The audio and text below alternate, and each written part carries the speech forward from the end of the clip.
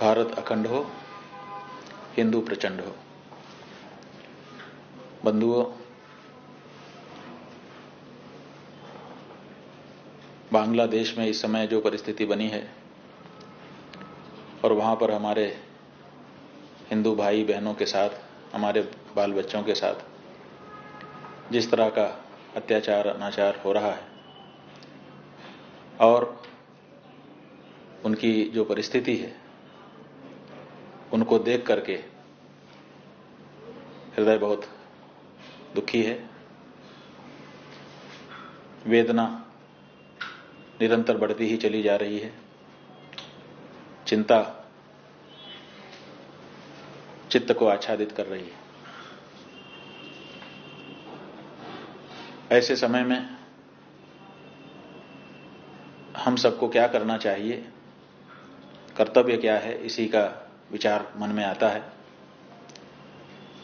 हिंदुओं के सार्वभौम गुरु होने के नाते, विशेष करके आसपास के जो हमारे हिंदू हैं उनके प्रति हृदय की गहरी जुड़ी भावना होने के नाते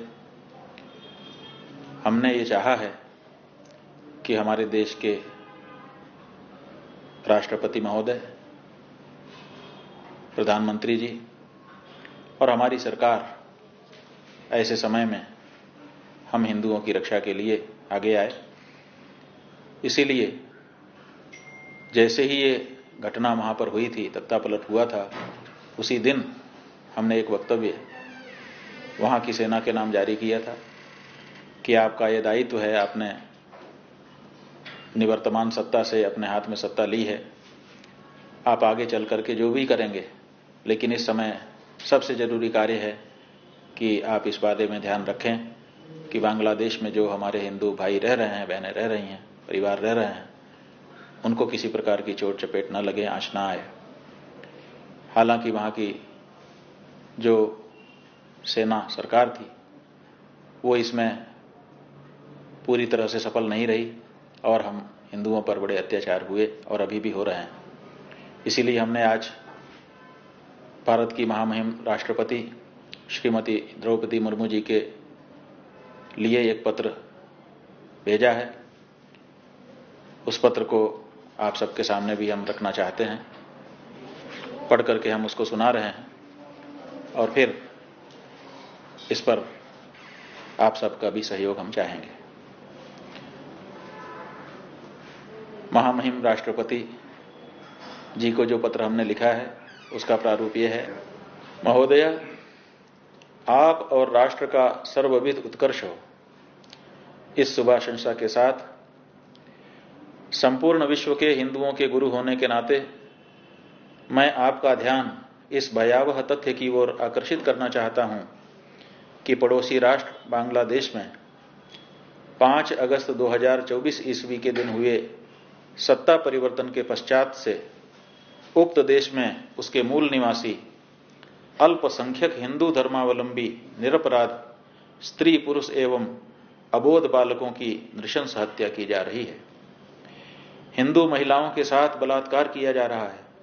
हिंदुओं की संपत्तियों को नष्ट किया जा रहा है। वहां की वर्तमान सत्ता हिंदुओं पर उपद्रवी तत्वों के द्वारा किए जा रहे बर्बर अत्याचारों को रोकने में अब तक समर्थ नहीं हो सकी है। यह सर्वविदित तथ्य है कि वर्ष 1947 में भारतवर्ष का विभाजन चरमपंथियों की इसी चिंतन धारा के आधार पर हुआ था कि हिंदुओं तथा मुस्लिमों की धार्मिक मान्यताओं, रूढ़ियों, प्रथाओं, उपासना पद्धतियों, सभ्यताओं, संस्कृतियों, इतिहासों आदि के अंतर के कारण ये दोनों दो पृथक राष्ट्र हैं और इनसे एक राष्ट्र का निर्माण नहीं किया जा सकता है। उनकी इसी सोच के आधार पर भारत का विभाजन हुआ, जिसके कारण आज के ही दिन अर्थात 14 अगस्त 1947 के दिन पाकिस्तान का जन्म हुआ। पाकिस्तान के विभाजन के पश्चात 16 दिसंबर 1971 के दिन पाकिस्तानी सेना के द्वारा भारतीय सेना के समक्ष किए गए आत्मसमर्पण के फलस्वरूप बांग्लादेश अस्तित्व में आया। विभाजन के पश्चात जब मुसलमान जनसंख्या का भारत से पाकिस्तान और हिंदू जनसंख्या का पाकिस्तान से भारत आव्रजन हो रहा था, उस समय उपद्रवियों ने कई लाख आवाजाही कर रहे लोगों की हत्या कर दी, जिसके कारण जनसंख्या की अदला बदली का काम रोक दिया गया और लुई माउंटबेटन की सलाह पर पाकिस्तानी सत्ता के शिखर पुरुष जनाब मोहम्मद अली जिन्ना तथा भारतीय सत्ता के कर्णधारों श्रीमान जवाहरलाल नेहरू एवं श्रीमान सरदार वल्लभ भाई पटेल ने यह आश्वासन दिया कि अब किसी को अपना देश छोड़ने की आवश्यकता नहीं है। जो जहां है वहीं रहे, उनके धर्म, जीवन और संपत्ति की सुरक्षा उन्हीं के मूल स्थान पर वहां की शासन सत्ता सुनिश्चित करेगी। ऐसी स्थिति में बांग्लादेश में रह रहे वहां के मूल निवासी हिंदुओं को, जिनके की पूर्वज विभाजन के पूर्व भारत के ही नागरिक थे, उनकी सुरक्षा सुनिश्चित करवाना या करना हिंदुओं के वोट से अर्जित बहुमत प्राप्त भारत की सरकार की न केवल नैतिक बल्कि वचनबद्धता जन्य जिम्मेदारी भी है। भारत संघ के द्वारा पारित किए गए नागरिक संशोधन अधिनियम 2019 के अंतर्गत 31 दिसंबर 2014 ईस्वी तक अफगान, पाकिस्तान तथा बांग्लादेश से विस्थापित भारत में प्रवेश कर चुके हिंदुओं और उसके व्युत्पन्नों को भारतीय नागरिकता देने का प्रावधान से भी यह द्योतित होता है कि वर्तमान भारत सरकार को अपनी पूर्ववर्ती सरकार द्वारा दिए गए वचन का न ही केवल बोध है बल्कि इसके लिए वह प्रतिबद्ध भी है। विविध माध्यमों से ज्ञात होता है कि भारत में 1.25 करोड़ के लगभग रोहिंग्या मुसलमान और बांग्लादेशी मुसलमान घुसपैठिए रह रहे हैं। उनको अविलंब भारत से उनके देश में भेजकर भारत को अपना भार हल्का कर आपाततः हमारे हिंदुओं को, जिनके लिए यह राष्ट्र बना है, उन हिंदुओं को हिंदुओं के प्रबल समर्थक एवं रक्षक माने जाने वाले माननीय प्रधानमंत्री श्रीमान नरेंद्र दामोदर भाई मोदी जी के नेतृत्व वाली आपकी सरकार को तत्काल अल्पकालिक शरण देनी चाहिए। पश्चात उनके लिए बांग्लादेश के भीतर उनको सुरक्षित रूप से रहने की स्थायी व्यवस्था हेतु वर्ष 1971 ईस्वी में भारत सरकार द्वारा शरणार्थियों की समस्या के स्थायी समाधान हेतु उठाए गए कदमों की भांति सभी आवश्यक कदम उठाने चाहिए। अतः ऐसी स्थिति में आपसे और आपके माध्यम से माननीय प्रधानमंत्री जी से मेरा यह व्यक्तिगत और समस्त हिंदुओं की ओर से उनके जगत गुरु के रूप में यह साग्रह अनुरोध है कि जब तक बांग्लादेश के अंदर हिंदुओं की सुरक्षा व्यवस्था पूर्ण रूपेण सुनिश्चित नहीं कर ली जाती, तब तक वहां से पलायन कर भारत की सीमा पर एकत्रित हुए करुणा की पुकार कर रहे बांग्लादेशी हिंदुओं को भारत में सेना और प्रशासन के नियंत्रण में शरण दी जाए। हम ये वचन देते हैं कि उन शरणार्थी हिंदुओं के भोजन और वस्त्र पर होने वाले व्यय भार का वहन हम हिंदू धर्माचार्य, हमारे धर्मावलंबी और हमारे हिंदू धन कुबेर करेंगे। एतदर्थ हम सरकारी कोष पर भार नहीं आने देंगे।